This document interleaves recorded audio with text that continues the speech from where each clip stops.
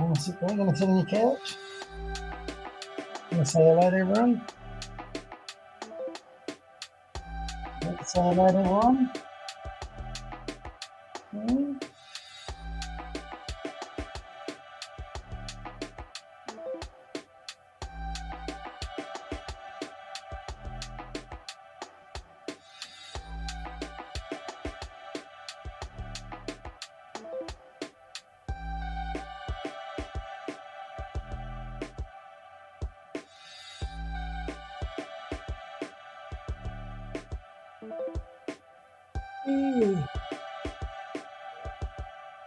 Yes.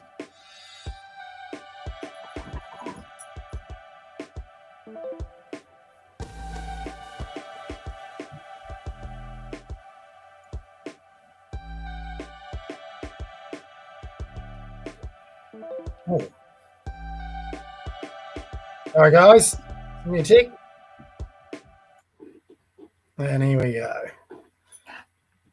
Evening, everyone, to the Eureka Podcast, where we put conservative policy on the agenda every Tuesday night. So welcome all those who are watching aboard. Hopefully we build as we go, now that it's just turned 8 o'clock.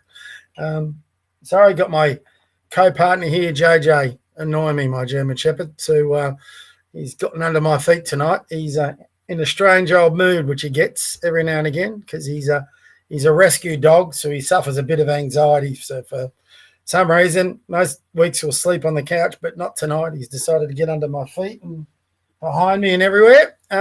Just to make life a little bit more challenging. So welcome again to another edition of the Eureka Podcast. Tonight we'll be again announcing further policy, further conservative, innovative Australian policy. What used to be pretty mainstream not that long ago, I'd say 25, 30 years ago. Tonight, in some quarters, not all, but in some quarters, it would definitely be controversial. Some would say radical, but, you know, we're just calling it as we see it. Last week, we called for the formation of an Australian Republic because at the end of the day,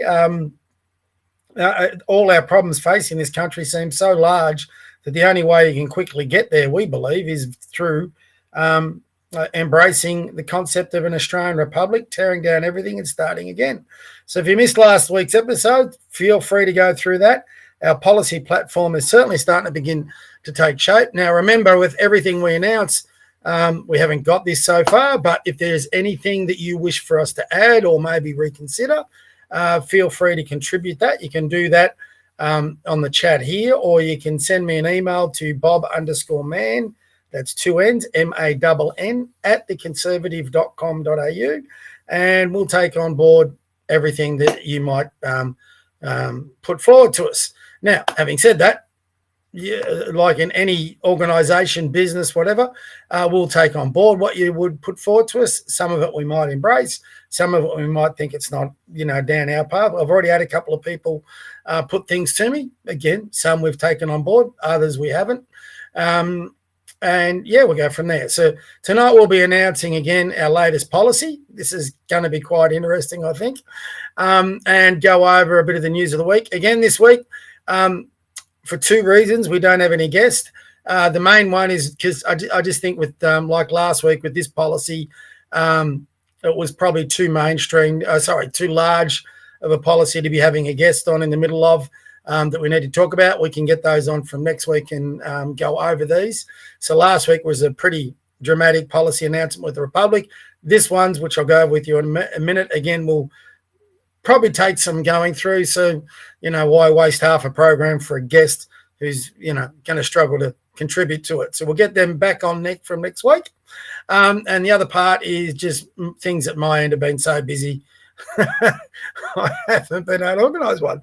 So second one's probably a bigger problem than the first, but I still wouldn't have organised one. Not for this week. I think this week's announcement's probably a bit too important. So without any further ado, I'll get my glasses on and we will get the share screen going. Just give me a tick. I think this is what we're looking for. Come on. Some weeks my internet works really well, and other weeks, here we go. And this is what we are about this week. So, as I said, it's going to be a little controversial. So, not a lot, just a little. So we've got that in a PDF. So this week, actually, I might get that on something that's a bit better. We'll go to our website. Might be a bit easier to see on that. We'll see how that goes. Oop. Sorry, guys. Let me replace share screening. Share. Now we're getting there.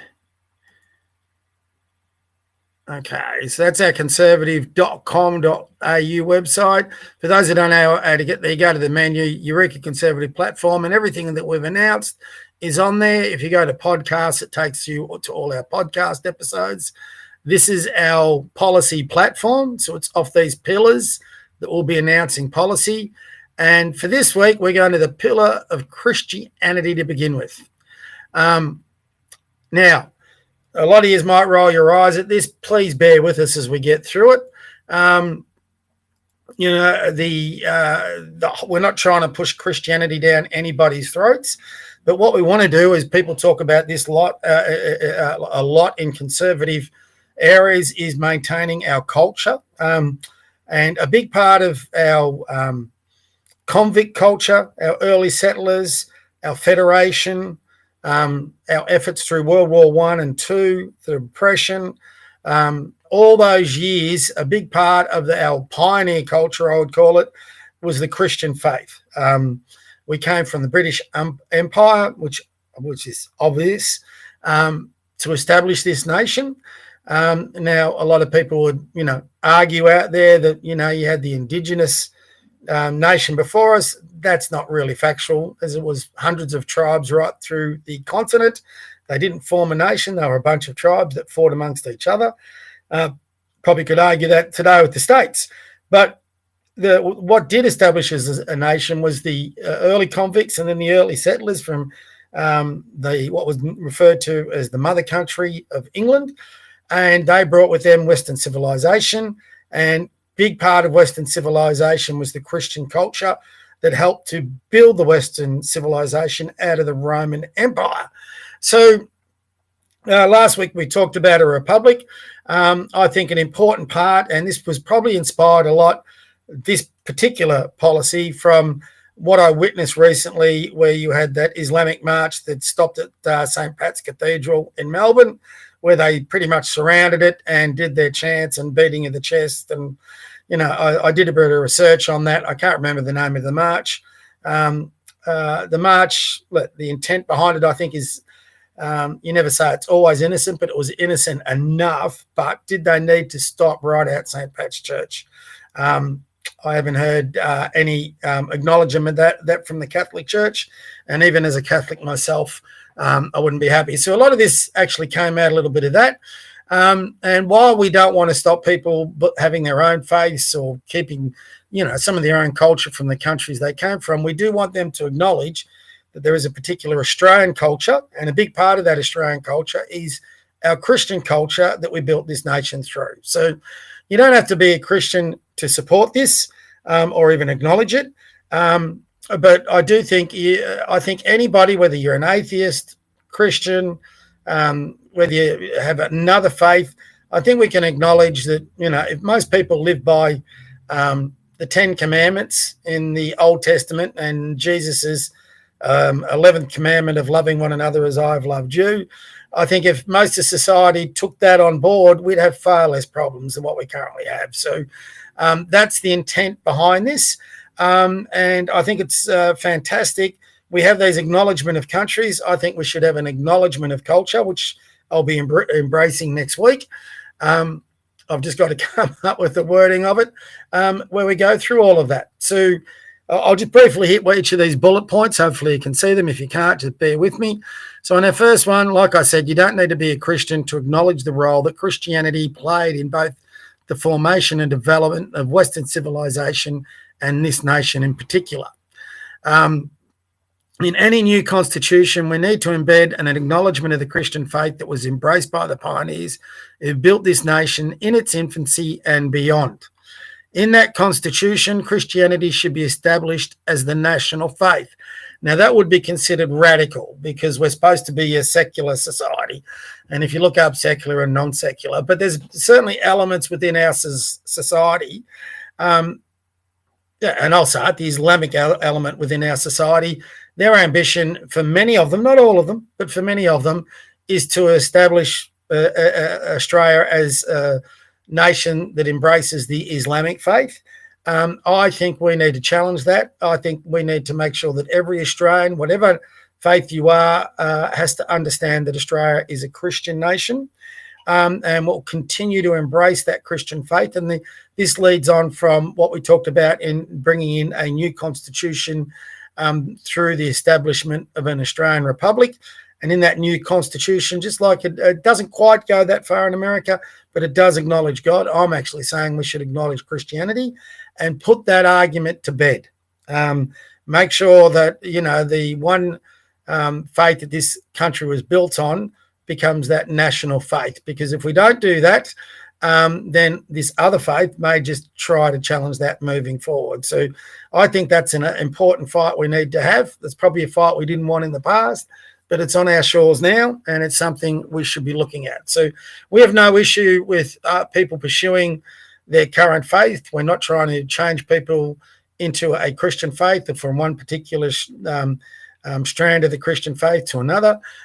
We just want to establish Christianity as being our national faith, and that's what we base our culture, our laws, our way of life, our society on being. So you can have your criticisms of the Christian faith. That's fair enough. I would have some of my criticisms of the Christian faith, but in a lot of things that have crept into our society, it certainly goes against Christian faith. So I could be talking, for example, transgenderism with kids, for example, having cross-dressers, read fairy tales to and story times to our kindergartens and toddlers.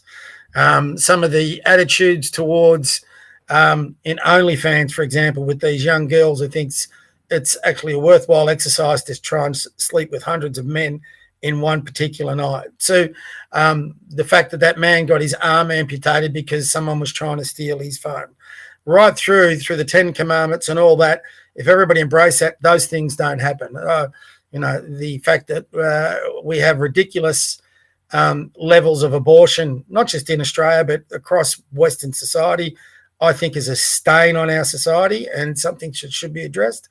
I think that our taxpayers' dollars, by Dr. I think it's Joanna Howe, has proven this week that, the government is providing funding to women to have late-term abortions. Why is the taxpayer dollars funding that?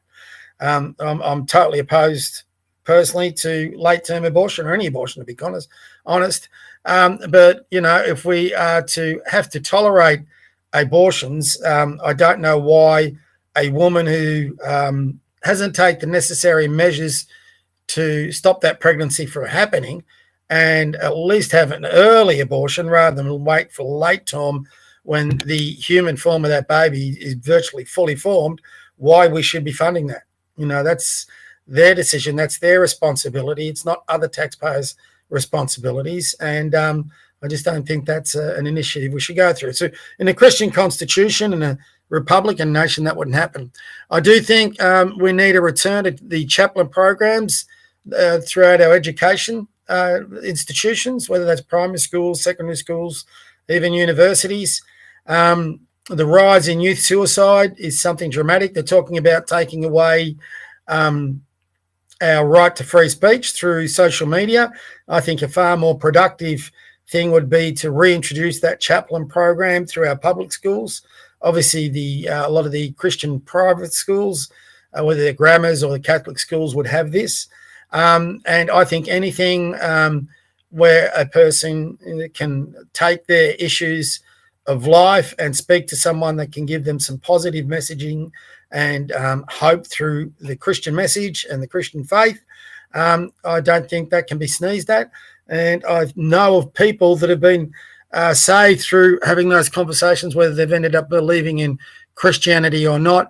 They just get around people, especially of a Christian faith, who are far more positive about the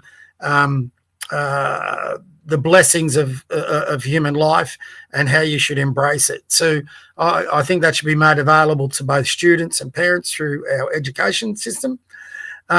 That will definitely down well, and with the socialists we've got running the education system at the minute, but I think that's something we need to turn to once again. The role that the Christian faith played in the establishment of Western civilization should be taught in every school and locked into every curriculum. I think most of us are probably sick to death of the welcome to countries. I actually also think our Indigenous history should be taught, and the First Nations people, if you want to call them that. I've got no issue with their history being taught, but the pioneers that established this nation, and there's a difference between what was here before European culture got here as to what was established afterwards. And a very big part of those pioneers was their Christian faith. And by the turn of last century, so the 20th century, when we became a nation, so in 1901 onwards, the Christian faith was something that was acutely important to the vast majority of the population, the Australian population, that had immigrated and settled here. The colonialists, as they say. So they built our major cities, they built our regions, they established our farms, our legal institutions, and a lot of that was based on the Christian faith. I also think we have museums dedicated to all sorts of things across the country. I think one of the ridiculous museums we had was the one to the LGBT community. But if we're going to have those, we should have museums that should be established in every major city that is dedicated to our pioneer forebears. And that should include sections dedicated to the Christian faith that inspired them to build better lives for themselves and a better nation for this planet. I don't think we just focus on that anywhere near enough. It's something we should take pride in. It is not something that should be belittled. Our nation, our flag, our forebears, the people who built this country, the people that fought and died for this country, and the faith they had should be acknowledged, and it should be available through our education institutions to be able to take students on excursions to see. The part that inspired that the other day is I saw some Queensland students being all taken through the mosque and, having to engage in Islamic prayer. So I think we've just got to get on the front foot of this. Otherwise, we risk losing it. So nothing could be more important than consolidating the Christian faith amongst our culture, amongst our constitution, and again, once more, amongst our way of life.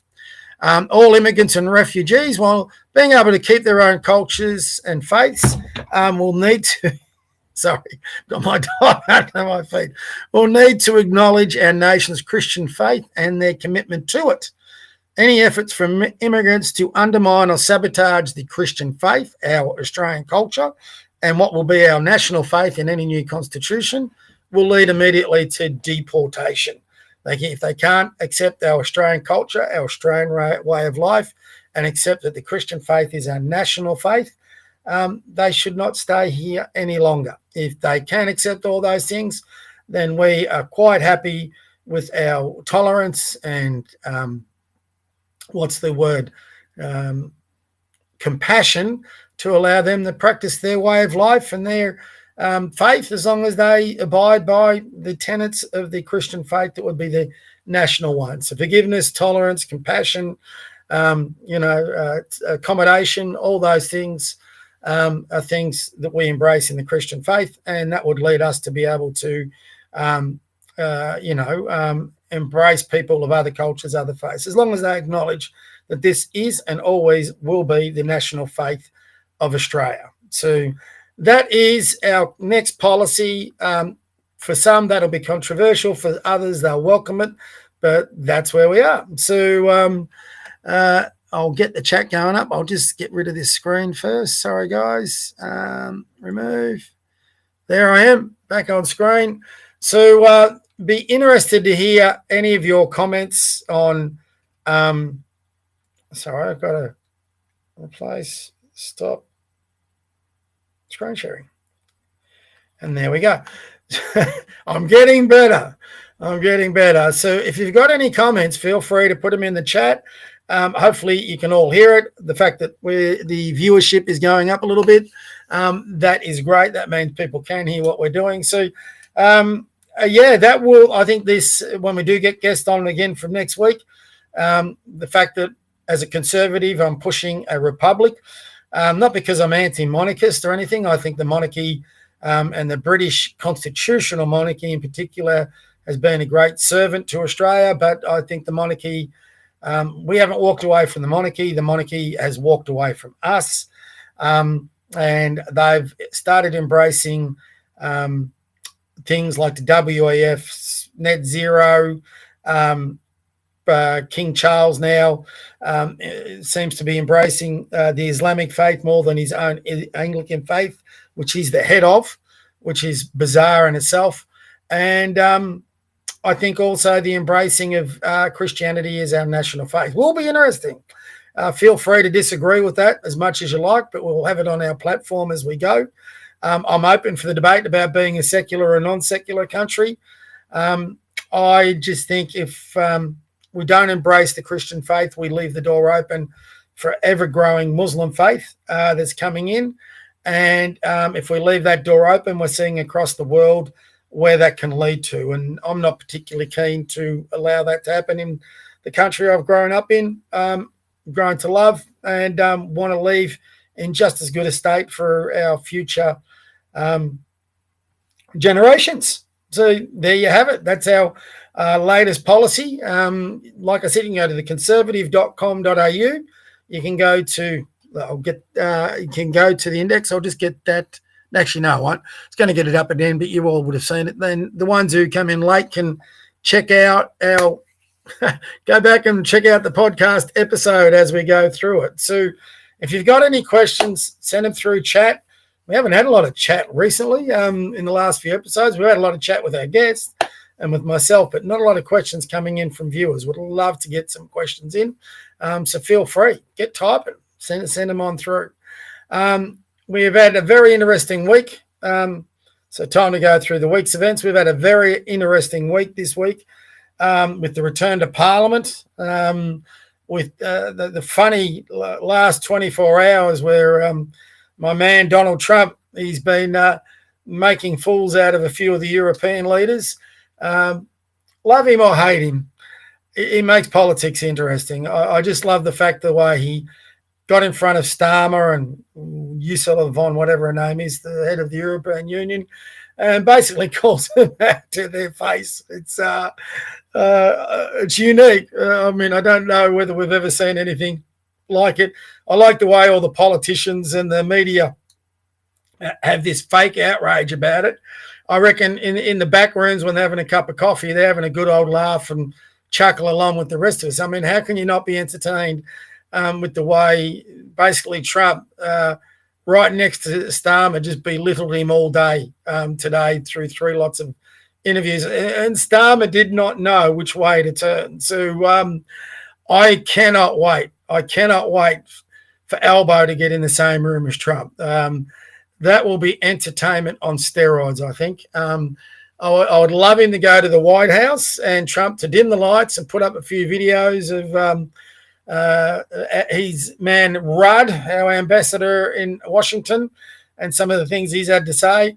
I do think all of us as Australians actually, and this is a fair dinkum one, is I think we should be lobbying the likes of J.D. Vance and Trump on their social media to make them aware of the threats. I know a lot of you have been doing it, but I think we all should be doing it a lot more. But to make them aware of our threats to our free speech here, because they're legitimate. And by the end of this year, we could be very much having our speech oppressed. And let's just hope we don't get as far as England's got. But my fear is we will very quickly get there.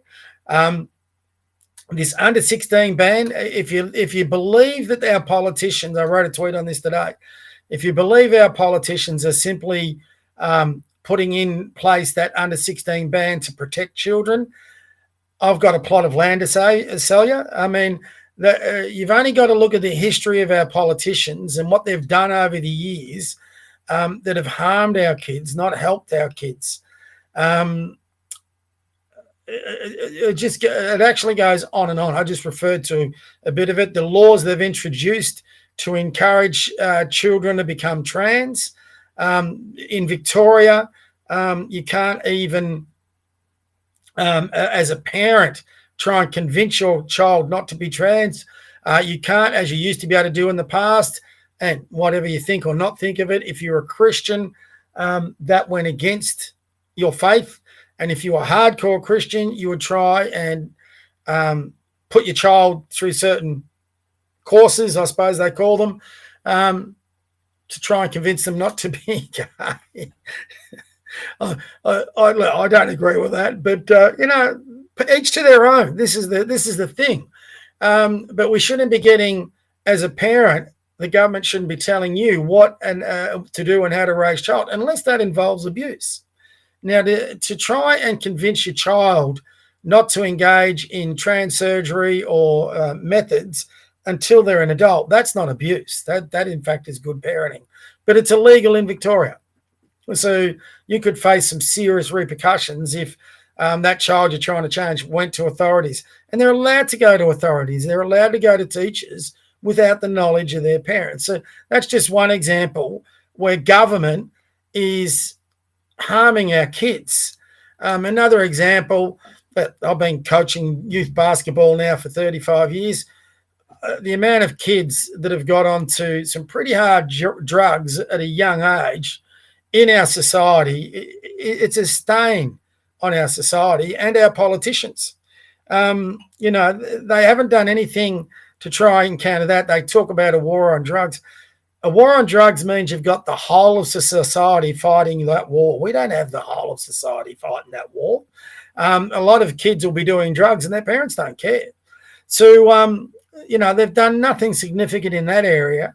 They've done nothing significant in youth mental health. And don't tell me that banning kids off social media is going to fix the issues with youth mental health. There's a lot more issues than just who they follow and what they watch on social media. Sure, kids get bullied online, but they also get bullied in real life. And I can say that because I got bullied when I was a kid pretty harshly. These bastards didn't need social media back then to bully a kid. So there's always ways and means for these cowards that are bullies.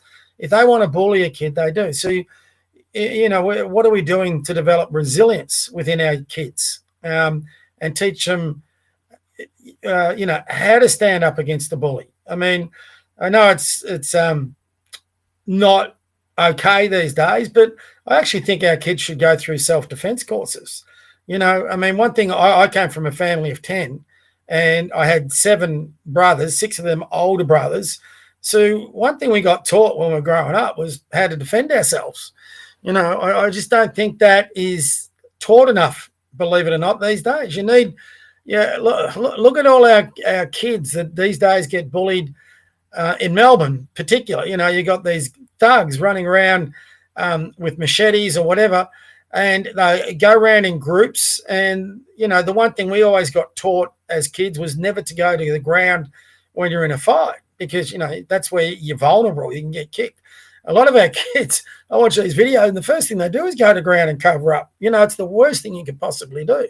You got to try and, as best you can, to stay on your feet, which, granted, is not easy. But, these are issues that they don't think. So they want to talk about protecting kids, but they do nothing about gang violence. And kids as young as 14, like we found out this week, who are guilty of assault and, stabbing people, and they're let out on bail repeatedly. How's that protecting our youth?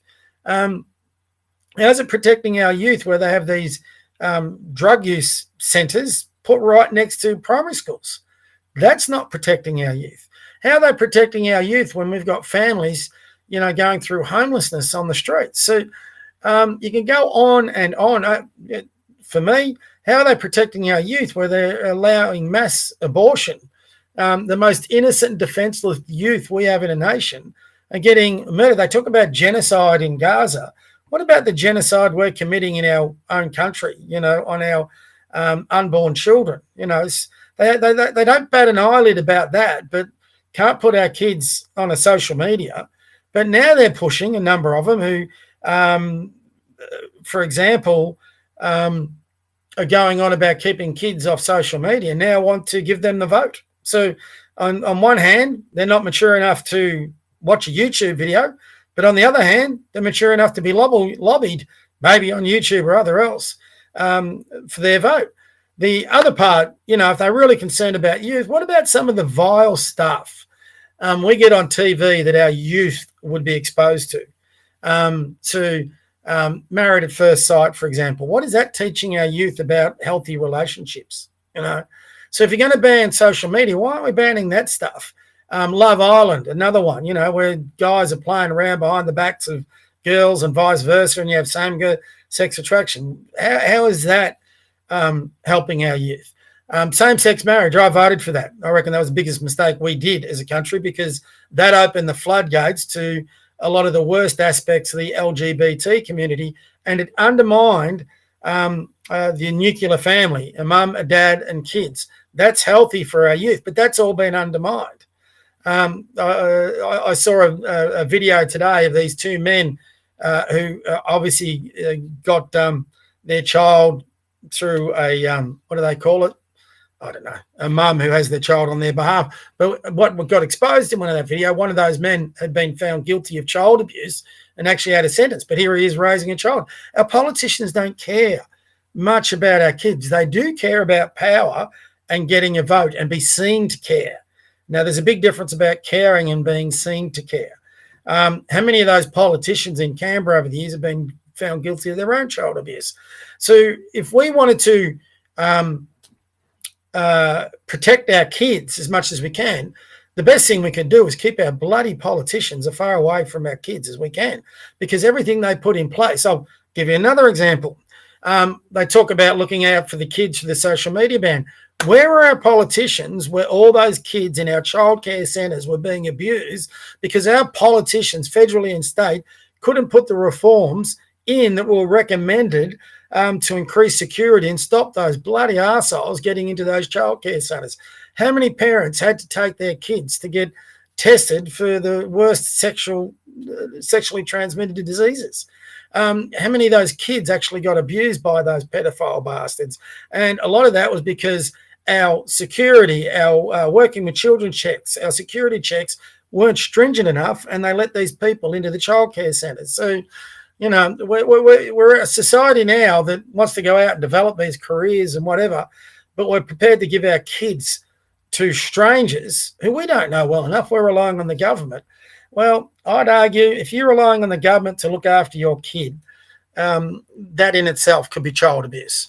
So I think we need to get away from that. I think this whole youth social media thing's a ban is just a joke. It's like climate change. It's a con.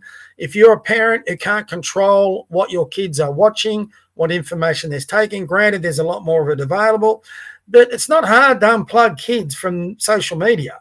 Take their phones off them. Turn off the TV. And, they'll argue that, the kids get home and they've got no supervision. Well, that's on you as a parent. Find a way to get the supervision. We've got a few comments, hooray. We've got methane. Oh, okay, methane, fair enough. The inequality of wealth, eh? This is the only issue. Well, I'd argue, look, I'm a businessman. No one wants an inequality of wealth, but I'm not going to promote socialism. So sorry, mate. That's not my only issue. I think the encouragement and the motivation for people to go and make a good life for themselves is far more important. I'm certainly not a tall toppy syndrome sort of person. I definitely think you've got to encourage people to get out. My advice would be get off a normal 9-to-5 job wage, start your own business, find a product. If I had my time over again, I'd certainly be looking trades and certainly getting into trades like monetary trades, crypto, all that sort of thing. I know a mate of mine that was just working a 9 to 5. A kid I used to coach is in his 40s. He's made millions out of the cryptocurrency exchange. And you know what? Good on him for doing it. You know, if he has the innovation and the entrepreneurial attitude to go make a dollar for him and employ others while he's doing it and pay taxes while he's doing it, good luck to him. We need more people that can create wealth, that can create jobs, that create opportunity, that can employ people, that can bring wealth to our country. You're never going to get that. So I'm not going to be the ones talking about inequality of wealth. I do think our governments, if you want to take it a step further on the inequality of wealth, is the way our governments are framing society, where we're locked into this 9 to 5 drudgery. And what I've just been talking about with these social media ban, this is Big Brother and his thing, you know, with the AI, you can see they're setting us up. I don't know whether I can't remember the exact name of it, but the national salary income or something, basically where you don't need to go out and earn income and everyone's on the same one. But you're taking out the individual's ambition, their willingness to want to achieve, to strive to be better than the next person. Competition within society is not necessarily a bad thing. It can be. Like, capitalism isn't perfect, but it's probably the best system combined with a democracy that we can have. So I've got no problem with you having that opinion, Methane, but we would disagree with it. Freedom of speech. Isn't it a wonderful thing that we have in our country? So Methane, mate, love, if you want, get in contact with me privately. I would actually love, I've said this on every episode, I think Methane and I could get into a great conversation one night. If you're prepared to get in contact with me, Methane, and you want to come on the show and we can discuss it, I'd more than welcome you. So I've got no issue with that. And look, that's coming from a person. I've run my own businesses, for example. I struggle for the rent. I'm behind a few months on rent. I'm not on the, I was on the dole during COVID, not dole, what they call it, job seeker. Got off that because I just didn't feel good about being on that. So I've used all my super, for example. You know, I'm in my 60s now. But I've started my own company to try and get that right before it. One thing I'm really proud of throughout my lifetime is I've probably started 3 or 4 businesses and I've generated my own wage. And in 2 of those businesses, I've employed a lot of other people. So from nothing, I've created my own business. And I've had 2 of those businesses sabotaged from underneath me, one stolen. But I don't have any regrets about that. You know, I come into this life with nothing. I'll go out of this life potentially with nothing. And if I have something to give, I'll give that where I think it's appropriate when I finish my time. If I had kids, they can start life with nothing and learn how to build as well. So I'd give them the one thing I would give my kids moving forward. And again, I wouldn't necessarily leave them wealth of money. I would leave them a wealth of knowledge and teach them how to build wealth and how to build income and how to earn assets and give them something that I was never taught. So I'm a bit different on the old inequality thing. I think you can make your own equality if you're prepared to get off your butt and work for it. So that's just my stance. Got another message. Here we go. Toxic Tom. Let's abolish income tax and then work will be properly rewarded. Toxic Tom, I'm with you, 100%. I just the problem with that is I actually did a calculation on this not long ago. So now that we got all this AI stuff, you can ask them to do all the hard works with the maths. And so if you see me leaning forward, it's just me trying to calm down my dog.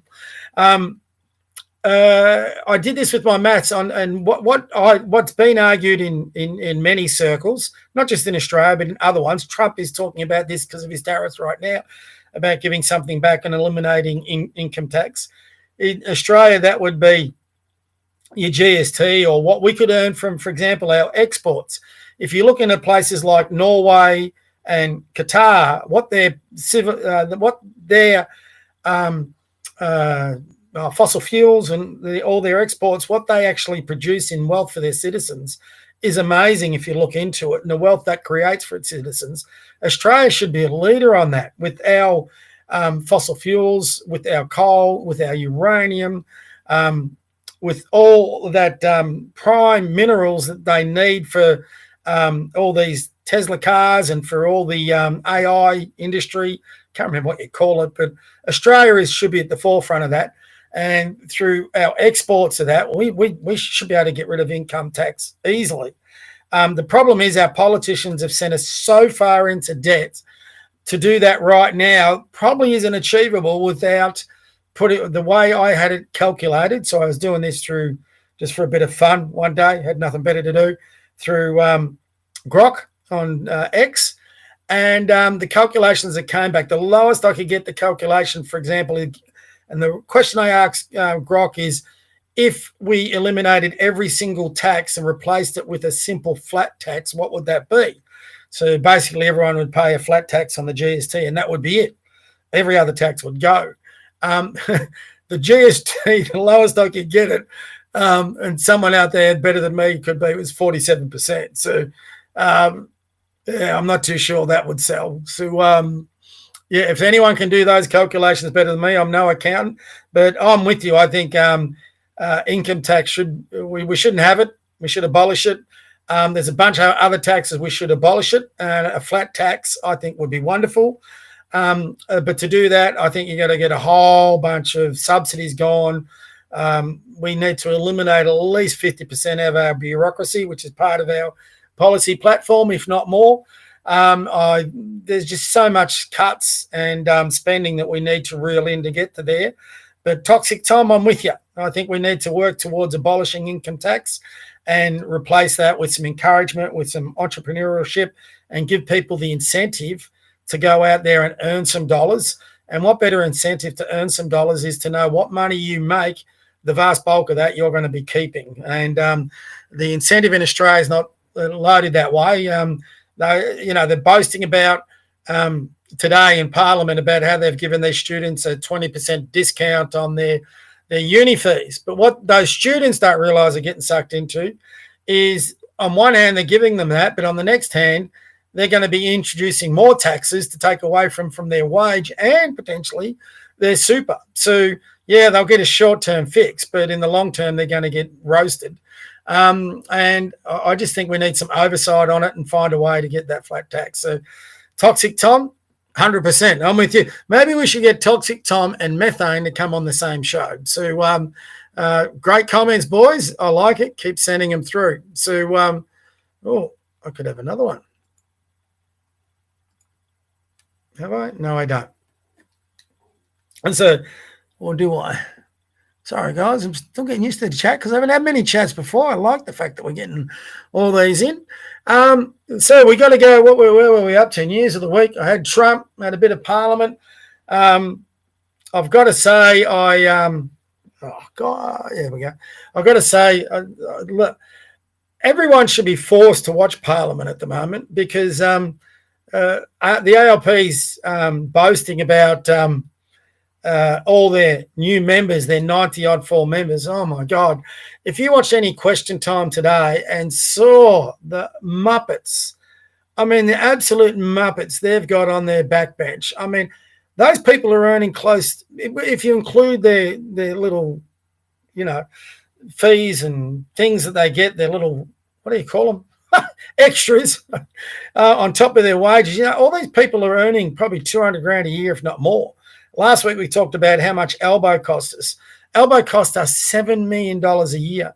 What do we get back for that $7 million? Now, I'd have no issue if Elbow was doing such a stunning job. He was turning around. Like, if we could get Trump over here and pay him $7 million a year, that man's worth $70 million. He just signed off on a $740 billion or something trade deal with the EU, after he went to the Middle East and got those trade deals. He's getting trade deals left, right, and center for his country. He's earning his way. What the hell's Elbow doing? He's costing us money, he's costing us money by the money his government's spending, but he's also costing us money as individuals by the extra taxes that we'll be paying. So, Yeah, some of their backbenchers, they're just, I mean, maybe I'm getting too old, but you watch these Dorothy Dixer questions, and then you watch the, what do you call them? What do you call? I don't know. Sorry, guys, but when actors, these rehearsed lines that they give to the Dorothy Dixers, they're so repetitive. It's mind-bogglingly boring. But you got to see it to realise these people are in charge of our government, of our ministries, of our spending, of our policy. They're idiots. And on the other side, they're not much better. They're better, but not much better. So it is just something I think every Australian should watch, and you should be. Just watching it, you got to say, how did people vote for these guys? I mean, are people not paying attention when they vote? It's sad part. That thing about the youth vote, which will be changing. We announced a governance policy a few weeks ago, and part of that was with voting. My argument would be not to have votes for anybody until they're 25. I was watching Paul Bell David, I think he is, at PBD in America. He's got a great podcast. If you get the chance to watch it, it's actually one of those few podcasts you watch it and listen to it, and you walk away from it smarter instead of dumber. And PBD himself is a really switched on person. And he had an interesting stance on this. He said the only people that should vote should be people that are working, earning a wage and paying taxes. I actually agree with that quite a bit. He also said to give incentive if a person owned a business and produced more in taxes, they should be given not one but two votes. And he went on from, it could be company, could be owning shares, and certain things you did that built wealth within the country. So methane, going back to what you were talking about, people who built wealth. So everyone, if you have a lot of people that build wealth in your country, in your society, not everyone's tweaked that way. But you need a lot of people who can build wealth that then will share that wealth by employing more and building more products, and then the whole nation and every one of its citizens benefit. So that's the theory behind it. So what he was arguing, that people that actually did generate that wealth and did contribute towards society, and it's not even about generating wealth. It could be about scientists to cure medicine, cure illnesses or things like that. So we had certain things that would actually, if you're contributing positively to society and demonstrating you're a positive citizen, you got one vote. If you got more than that and you were really positive, you got multiple votes. But if you're a bum who's sitting on the dial, sitting at home playing PlayStation or Xbox, a Fortnite, you got nothing. Get out of home, contribute, build something, build the nation, and then get more votes. I actually do like that. I'm going to look into that a little bit more. I think that's got some validity. I'm still not convinced that kids as young as 16 should be getting the vote. I still think it should be 25, but with what PBD put in there, I just think, and the reason for 25 is most kids don't finish university until 24, 25, some of them until 35. But they've got to be able to be given a chance to experience life for real life. And I'm talking about when you're going out, you've got a job, you've left home, you're paying for a mortgage, you're paying for rent, you've got bills coming in, you've got to account for taxes, you're doing your tax returns, all those sort of things. And you really want to know what the important things are in life. You're raising a family. So I think 25 is a really good starting mark for you to be able to vote. I don't see that as being taking away the future of our youth. I just see that as giving that responsibility to people. I mean, they try to make out a lot of these politicians that we're denying our kids their youth. I think the people that actually have got the most concern for our youth are some of the older generation, those who've got kids or had kids. They want to leave their kids a better society. When you're 16, you're not thinking about, policy or taxation or left or right or middle. If you're a normal kid, and it sounds strange to be normal, if you're a young guy, you're thinking about sport, chasing girls, parties, and hopefully a bit of education.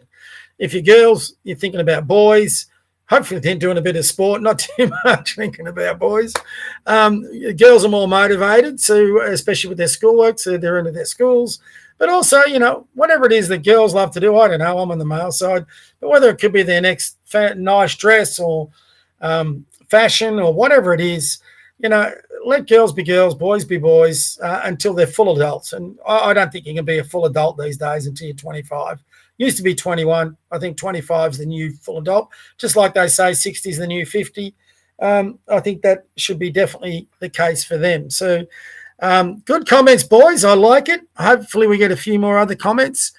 If you missed the policy announcement, it was about embedding Christianity into any new constitution that we talked about last week through a republic. So go back through the episode. Right now, I'm going to get on screen my Twitter profile. I'll just bear with me for a tick. I just want to get into,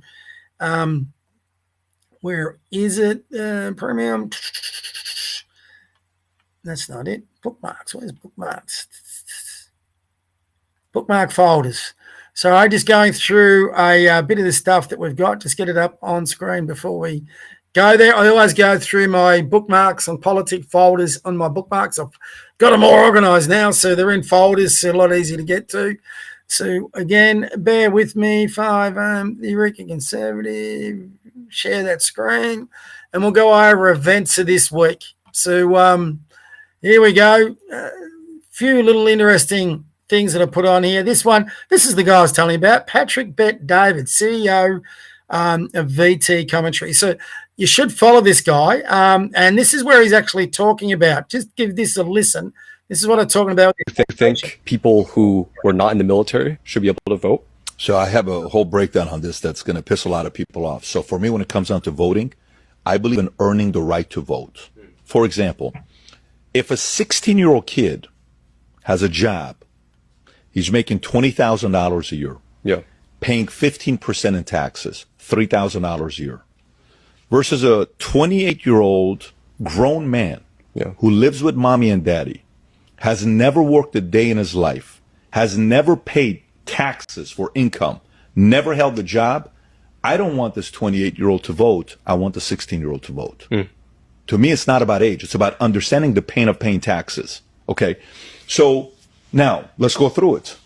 What if there was a system where your vote counts as 5 votes? What do you mean? Let's go through a scoring system. If do you own any stocks? Yeah. Give me one of the companies you own stock in. Tesla. How much of a voice do you have in Tesla if you're not happy with something Elon's doing? Very little. Why? I don't own a lot of the company. Now, who does? Elon. Who else does? Probably BlackRock. Who else does? George Soros. Larry Ellison, some of these guys that have put some money into it, right? Or shareholders or people that are on the board because they have a bigger say. Who are you and I? Yeah. If we own a few shares, let's just say we have $1 million of Tesla stock or $100,000 or $10,000, who are you? Who am I to say what Tesla should be doing? Yeah, I have some say, but not at the level of somebody's going to be taking it, right? Okay. Yeah. So what if our voting system was like this? You serve the military for 4 years, you get 1 additional vote. You go become a cop, firefighter for 10 years, you get 1 additional vote. You're married. After being married, you have a kid, and you guys don't take any money from the U.S. government, and you guys stay married for 10 years. Per each kid you have, you get 1 additional vote. What if you start a business and you risk all your life savings, you start a business and you create 10 jobs in your local community, and these 10 jobs stay actively with you for 5 years? What if you're limited at 5 additional votes? What if there was a system, and by the way, no one's going to agree to this. Nobody would ever agree to this because the left would be, their ideas would be gone. The socialist philosophies of it's the opposite of affirmative action. Yeah. Opposite. If I ever ran a country, that's how I would run the country. You know what would happen in my country? A lot of people wouldn't want to live in my country. So that, I think, he says a lot of people won't agree with him. I would agree with him. I think that actually is a fantastic concept. And I will be stealing a lot of those ideas for our new constitution and our governance policies. I actually, the one that I really liked there was, because I think this is a really ballooning problem for our country, is the one where if you had children and you had multiple children and you raised them, you got to vote for each one of those children, because our birth rate is a real problem for us if we don't improve it. So, and one of the big reasons we've got mass immigrations, or one of the ones they're using, is our falling birth rate. So I think that should be something we get on. I want to bring up, I don't know how many of you have watched Alex Antic, but this is our Shadow Communications Minister, Melissa McIntosh. Now, she's one of these moderates within the LNP. She gets up during Parliament question time. She did today, and she makes a bit of a fool of herself every time she goes up. But she wants to meet, not just support the E-Safety Commissioner, wants to meet her. Just take a listen to this nitwit. Safety Commissioner to talk about her report and some of her concerns. I think we're nearly 5 o'clock, so we've got to remember the intent of this policy. And around 5 o'clock is when kids get home from school, they whip out their phones and they're on social media. The longer we wait, the more kids are exposed to harmful content. This is what it's about, preventing harm to kids. What are we doing? We need to make sure that the policy's right, the government gets it right, particularly for Australian kids, but for families. Have you met with the E-Safety Commissioner to talk about her report and some of her concerns about how to roll this out? I've put in a request to have a briefing from the Commissioner and also the Department. It's not as easy as just having a meeting. Unfortunately, I'm at the whim of the government to allow me to have that meeting. I would love to meet with the E-Safety Commissioner, because every parent that I speak to about this subject, they are concerned about their kids, and this is about the kids, but they're uncertain. So is YouTube in or out? Are big tech companies going to be able to get around the rules somehow? We're waiting for the rules to be tabled in Parliament, and that's the important part of this. Is this going to be done by the 10th of December? I'm hearing murmurs in the corridors just this week that the deadline might lapse. That means over Christmas, kids are still going to be exposed when they're on holidays to social media. We need to have something in place, and we have to, first and foremost, have to remember this is all about Australians being safe, the safety of our youngest Australians. I think we're nearly 5 o'clock, so we've got to remember the intent. So, talk about dumb blonde. I mean, seriously. Oh my God, the boogeyman is going to be coming out at 5 o'clock through social media. I mean, seriously, the over-the-top rubbish that these people put on, whether they're on the LNP or the ALP side, it's mind-boggling. What I challenge you all to do, and I meant to have this, I'm sorry, I don't. Oh, here we go. I do have it. I surprise even myself. So this is within the LNP. One of the big objectives of the Eureka Conservative is to drive a wedge between moderates and conservatives, and to try and get a true conservative party going.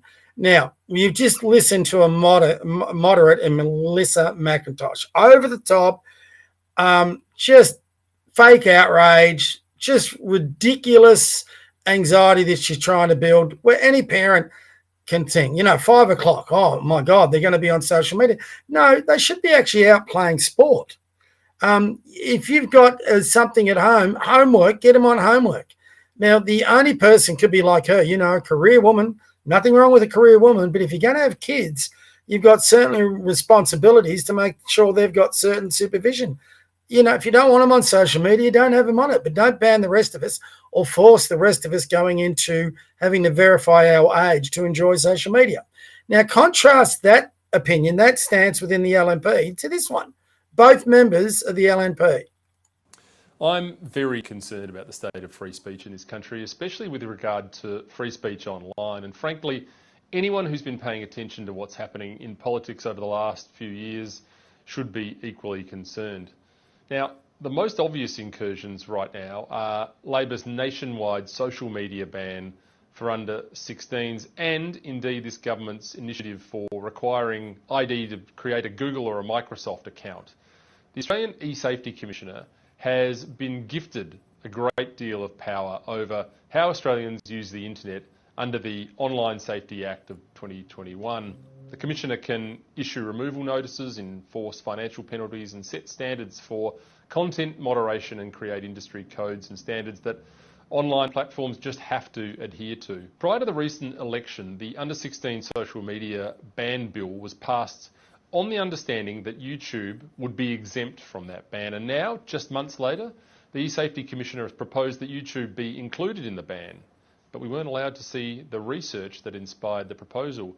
This alleged research showed that YouTube was, quote, driving users down rabbit holes they're powerless to fight against. But days later, following a Freedom of Information request from a journalist, that research was revealed to be a simple survey with absolutely no mention of opaque algorithms or rabbit holes anywhere in the 23-page document.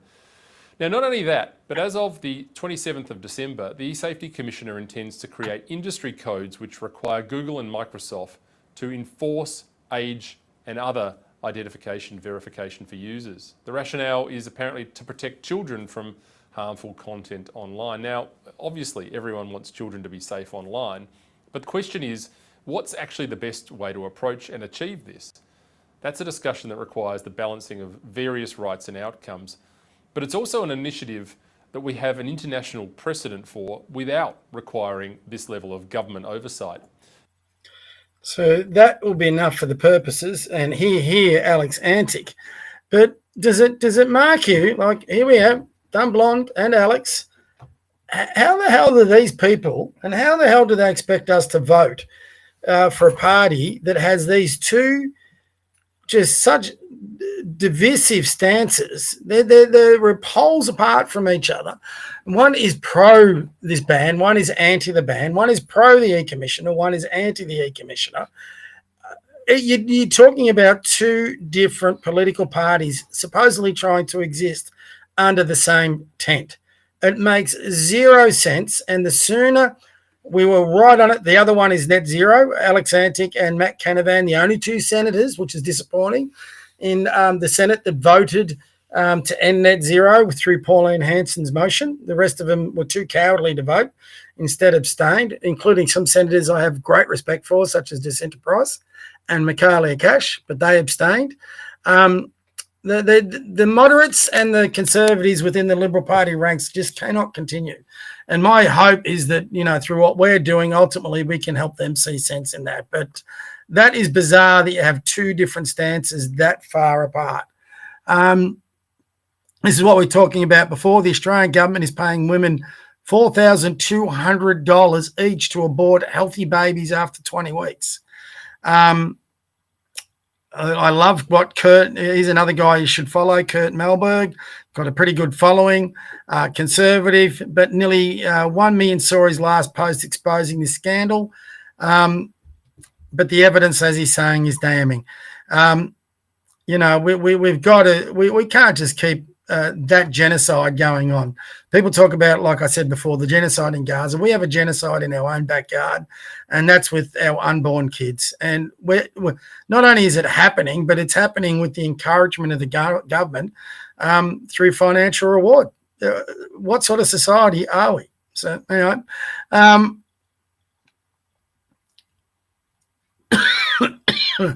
don't know why that is doing on there. I did like this one. You got to have a bit of a laugh every now. I love my animal video clips. This is mum and son. So I'm sure a lot of you parents out there would love this. Little cubs trying to get out into the free world. This is Julie Inman Grant. This is the under 16s trying to get onto YouTube. But Julie, here she comes. She's saying, "Oh no, baby, you're not getting onto YouTube. It's 5 o'clock. It's 5 o'clock." Here's Julie. She's coming for you, getting off the ban, getting away all that freedom. Come here, you. Look at beautiful animal. Yeah. No, get out of there. Can't understand a word she's saying. Was Premier in Victoria. This is what I was, again, so much happens in a week these days. This is a response to a 33-year-old losing his hand from a machete attack because they wanted to take his phone. Just listen to this. Last night's attack was bad. The Saturday night attack was a group of men approaching someone to rob his phone, basically, and they hacked his arm with what appears to have been a machete. That's a pretty horrific escalation in crime, right? Yeah. For a phone.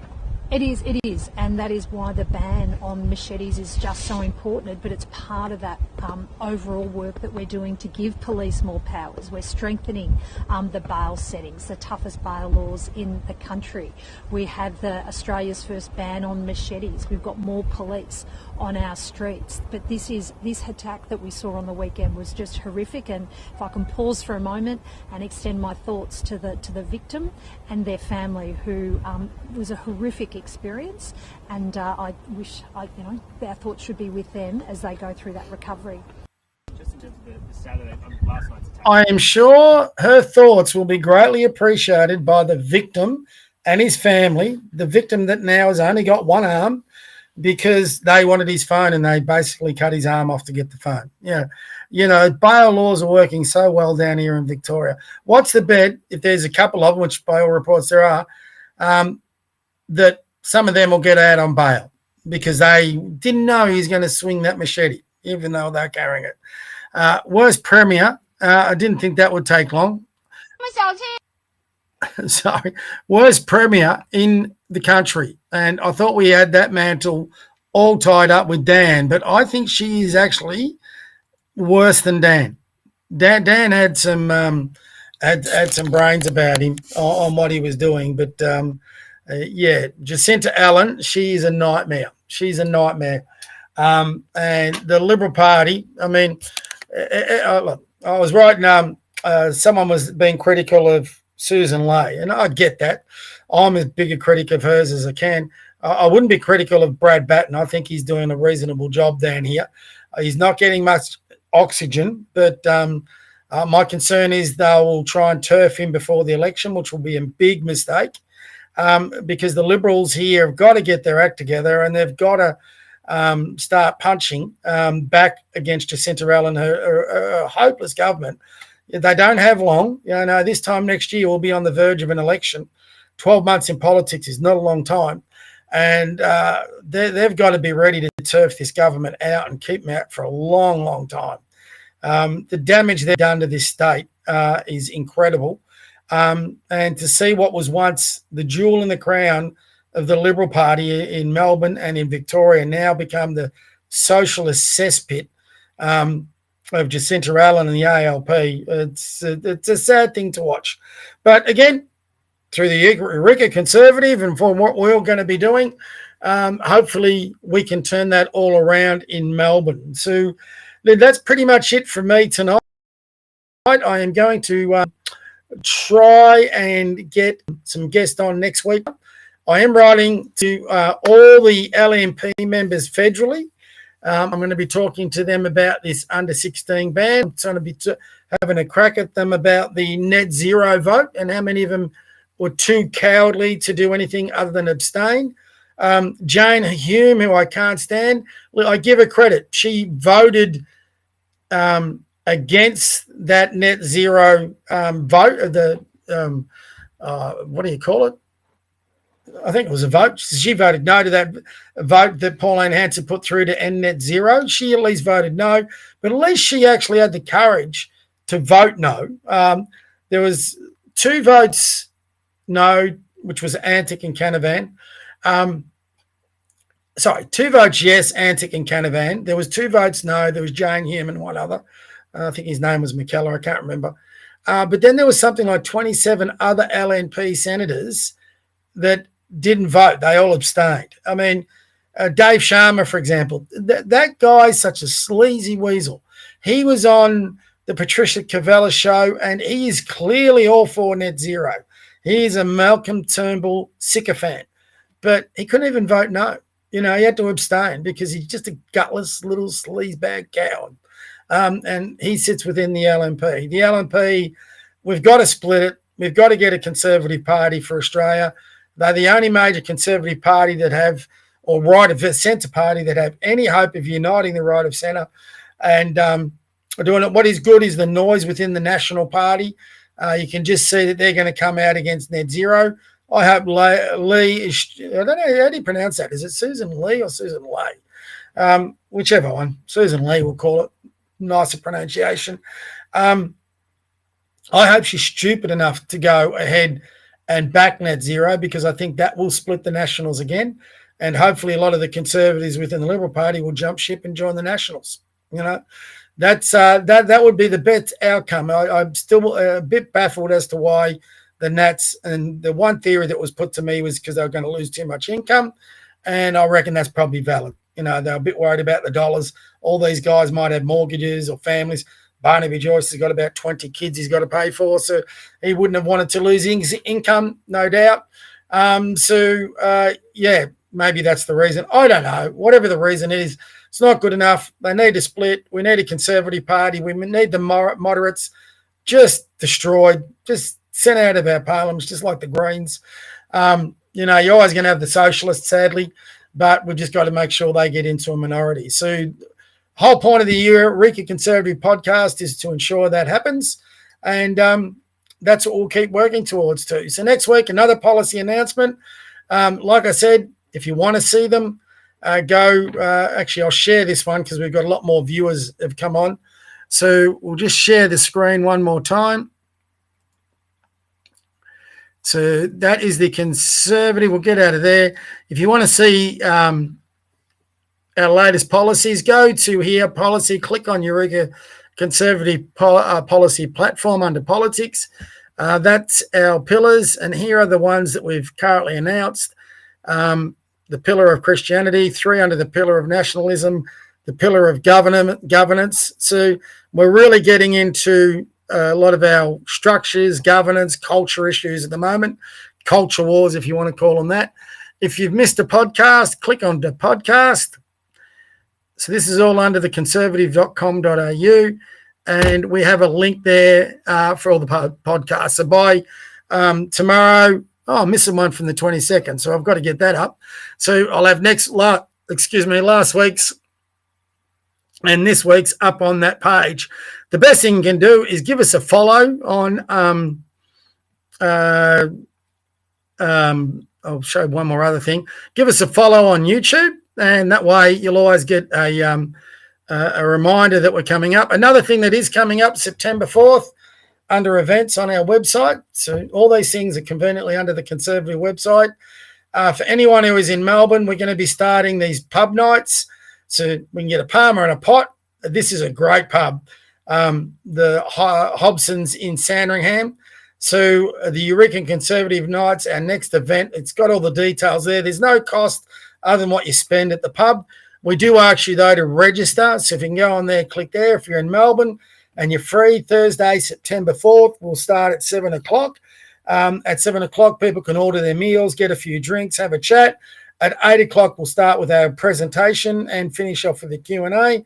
And then after that, if people want to hang around and have a beer or two and just chat a little bit more about politics or anything that we chatted about that night, they can. So it'll be a live event version of the podcast. Hopefully by then we've recruited I'm hoping a few young ones to help us do a live stream from the pub. We'll see how we go with that. Not too sure whether that's going to be feasible, but we'll see how we go. But if you're in Melbourne, you've got nothing better to do, you're conservative-minded, want to come and find out, you want to bring a few friends, get them all along. The more people we have, the more we can then start unifying and getting behind each other and going from there. So, that is all for me tonight. I'll just get myself back on screen. Stop share. There we go. Back on here. Take the glasses off. So that's all for tonight.